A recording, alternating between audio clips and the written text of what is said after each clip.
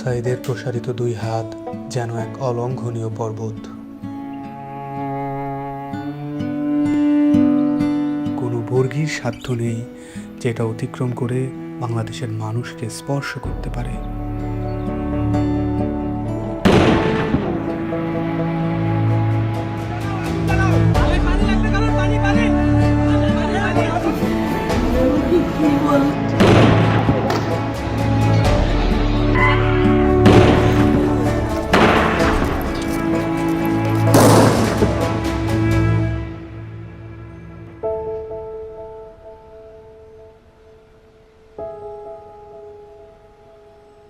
জুলাইয়ের পর থেকে বাবা প্রতিদিনই রাস্তার আশেপাশে হাঁটাহাঁটি করেন।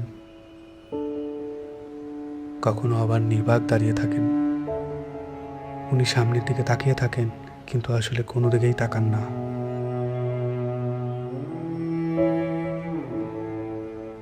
যেসব রাস্তা দিয়ে ওনার ছেলে হাঁটতো, ওইসব রাস্তায় উনি দাঁড়ালে উনি ওনার ছেলে রোম পান।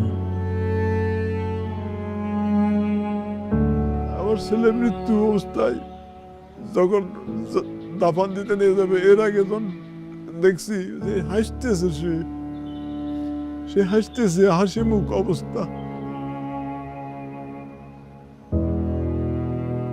ইভেন্টের কাজ করতো, শুধু বাপেরে কিভাবে একটু সাহায্য করে।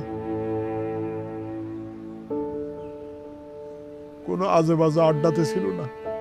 ওই সারাদিন শুধু কলেজ থেকে আসা ও একটুখানি বিকেলবেলা একটু বন্ধু বান্ধব নিয়ে ক্রিকেট খেলতো, ক্রিকেটের পাগল।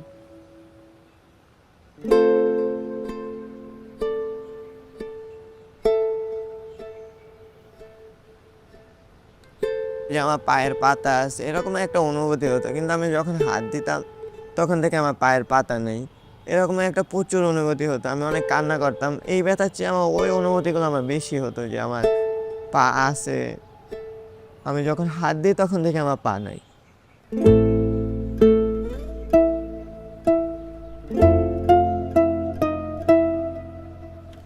এই হসপিটালে আমি অল্প কিছুদিন হলো আসলাম। পা দিয়ে নতুনভাবে হাঁটা শিখতে আসছি, মানে ছোটকালে যেভাবে হাঁটা শিখেছে মা, ওই রকমের এখানেও হাঁটা শিখাচ্ছে আর কি।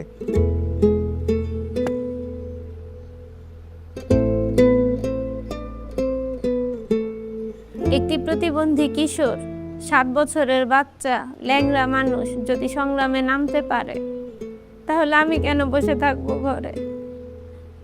একদিন তো মরতেই হবে। তাই মৃত্যুর ভয় করে স্বার্থপরের মতো ঘরে বসে না থেকে গুলি খেয়ে বীরের মতো মৃত্যু অধিক শ্রেষ্ঠ। আমি যদি বেঁচে না ফিরি, তবে কষ্ট না পেয়ে গর্বিত হয়েও জীবনের প্রতিটি ভুলের জন্য ক্ষমা চাই। আনাস।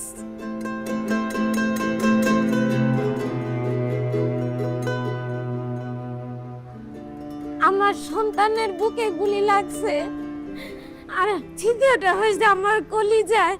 আল্লাহ পাক যতদিন আমাকে হায়াত দিছে, আমি এই হাহাকার নিয়ে বেঁচে থাকবো।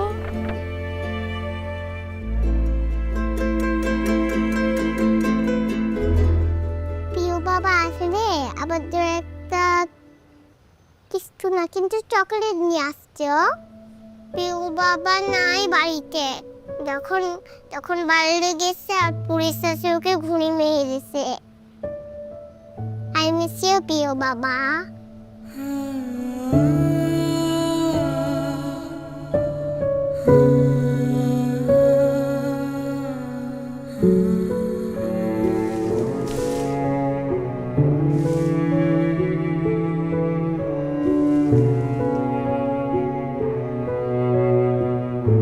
এখন যে চেম্বারের মধ্যে বক্তব্য দিছিল যে আমরা কোনো সরকার বিরোধী আন্দোলন নয়, আমরা নিজের অধিকার আদায়ের জন্য বলে বলা করার পরে ওদের কমল বড়ুয়া ওই ছাত্রলীগের লিডার আসছিল, তাই সেই গলা চিপি ধরছিল, গালমুখের থাপড় মারছে।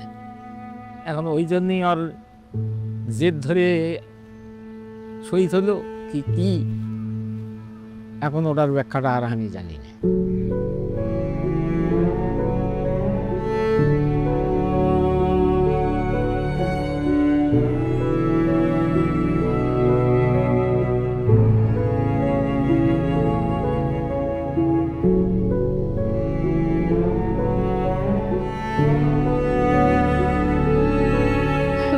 সময় মায়ের দুধ খাইয়া ঘুমায়, সেই ঘুমটা ঘুমাইতে পারে না, তখন আবার এটা পাইয়া পাইতে পাই করে উলট ফুলট করে ঘুমের লেগে আবার উঠে কোলে লই।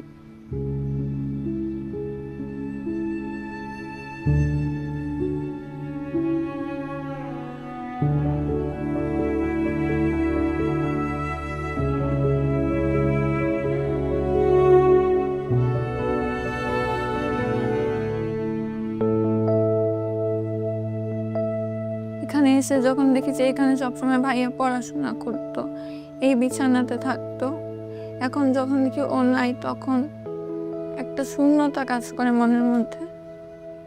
খারাপ লাগে যখন দেখি যে ভাইয়া এই রুমে নাই। এই ছবিটা 18 জুলাই আমার আন্টি নাজিয়া খান ফেসবুকে পোস্ট করেছিল।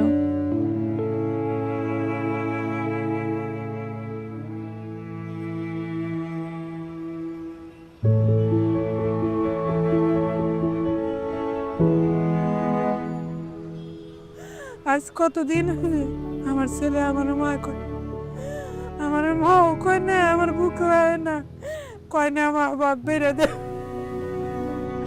আমার সন্তানদের যারা যেভাবে মারছে আল্লাহ তাদের বিচার করুক। আমি সরকারের কাছেও বিচার চাই, জনগণের কাছেও বিচার চাই। আমার সন্তানদের মারছে, হাজার হাজার মায়ের বুক খালি করছে, যে খালি করছে তারও বিচার করুক আল্লাহ। কতটা তুমি হারালে বন্ধু, কেঁদেছে অন্তর। জানো না তুমি হারাবার ব্যথা, জানে পলাশির প্রান্ত। হারিয়ে গেছে যেখানে মায়ের সোনার নলুকখানি, গোলা ভরা ক্ষেতের ফসল, সাজানো ফুলদানি।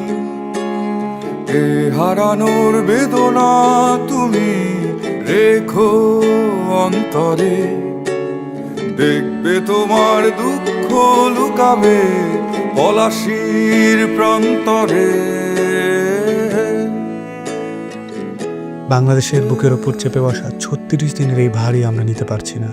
একবার ভাবি চলেন, 16 বছরে কত বড় ভার হয়ে এটা আমাদের বুকের ওপর বসেছিল। এই ভারই আমাদের শক্তি দিক সংস্কার করে নতুন বাংলাদেশ গড়ার।